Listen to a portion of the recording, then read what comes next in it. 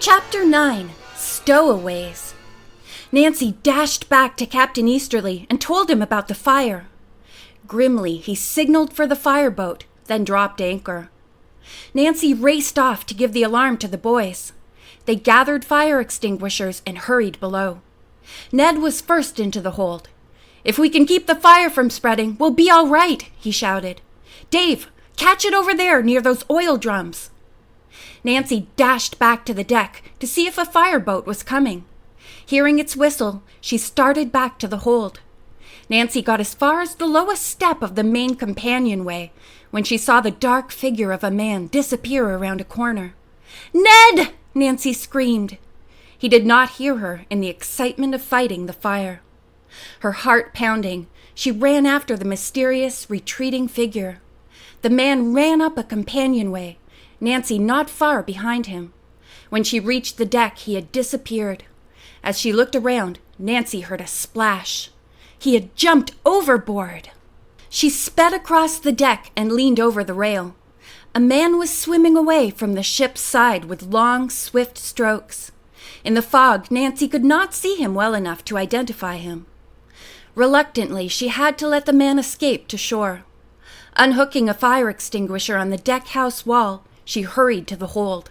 Red-eyed, with wet handkerchiefs tied over their noses, the three boys and George were playing streams of chemical on the smoldering timbers.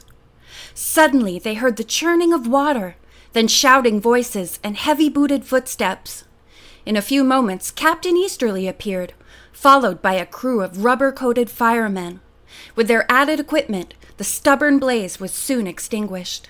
"Never fought a fire aboard an old clipper before," one of the men told Captain Easterly. "This will be something to tell my grandchildren."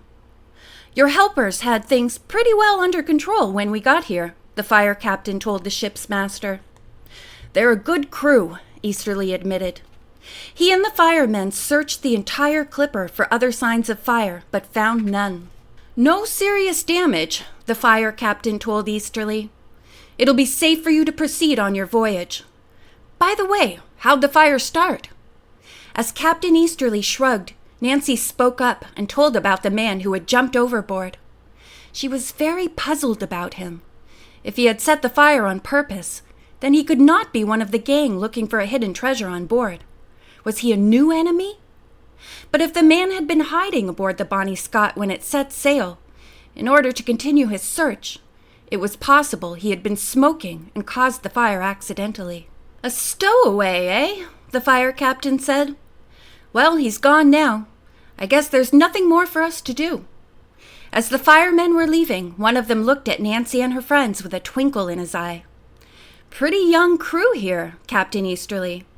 By the way they tackled that fire, I'm sure they'll make good seamen." The men climbed over the side and the fireboat steamed off. The boys pulled up the anchor and set sail. "Where's Bess?" Nancy asked suddenly. "I haven't seen her since we came aboard." "I haven't either," said George, beginning to worry about her cousin. The last they remembered about Bess was that she was headed for the galley. The two girls hurried there. Bess was not in sight, but her coat was lying over a low bench.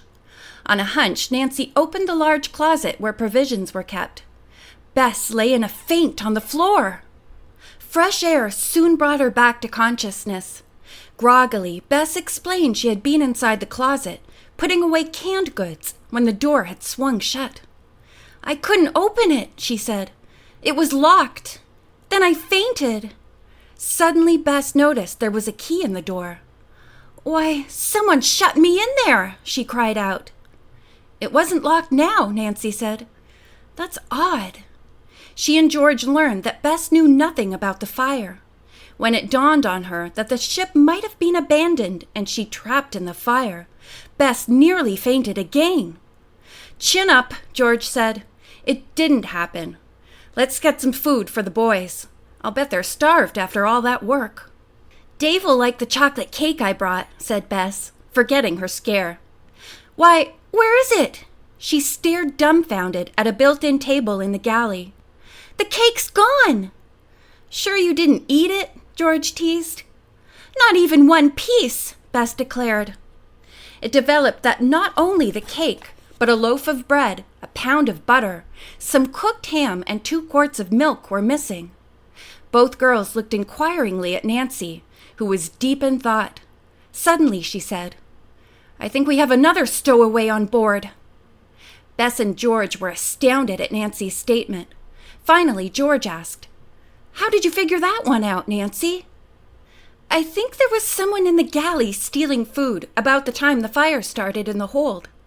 When he heard me call 'Fire!' he unlocked the closet door, Bess, so you wouldn't be caught in a burning ship." "But what about the man who went overboard?" Bess asked. "I think when I caught him down below deck, he had just come up from the hold," Nancy continued. "He may have set the fire either on purpose or accidentally and was escaping." George voiced the opinion that the other stowaway must still be on the ship. "And I mean to find him," Nancy said.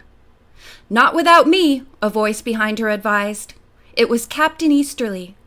"While George and Bess get supper, you and I will make a thorough search, Nancy." They went about the hunt methodically, first in the cabins and crew quarters, and then in the hold, and finally in the old sea chests and cupboards. There was no sign of a stowaway or of the food that had vanished. "Our thief must have been the fellow who jumped overboard," the captain concluded. Nancy was not satisfied with this explanation. He certainly had no food with him when he dived in. Aloud, she said, "I wonder if the fellow who jumped overboard got to shore safely." "Likely he helped himself to a ride on the fireboat," Captain Easterly suggested. "Of course!" Nancy berated herself for not having thought of this. The man might have been caught. Now it was too late, because the fireboat would have long since docked. Captain Easterly suddenly chuckled. "That snooper thought he was going to find out where we're heading, but we fooled him. Now we can sail and enjoy ourselves. No more worries." Nancy wished she could agree with him, especially since they had outridden the fog bank, and the cool evening with its freshening breeze was ideal for the voyage. "But we must be watchful," Nancy determined.